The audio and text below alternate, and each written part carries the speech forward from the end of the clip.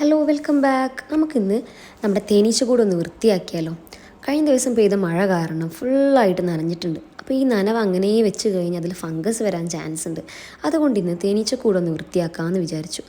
അപ്പോൾ നമ്മൾ എന്ത് ചെയ്യുന്നു, കൂട് മുഴുവനായിട്ട് ഇറക്കിയതിന് ശേഷം അതിൽ ഓരോന്നിലും നമ്മളിങ്ങനെ പുകയടിക്കുന്നുണ്ട്. പുകയടിക്കുന്നത് എന്തിനാണെന്ന് വെച്ച് കഴിഞ്ഞാൽ നമ്മുടെ തേനീച്ച ഇവിടുന്ന് പാറിപ്പോകാൻ വേണ്ടിയിട്ട്. പക്ഷേ തേനീച്ച തിരിച്ച് കൂട്ടിലേക്ക് തന്നെ കയറും കേട്ടോ.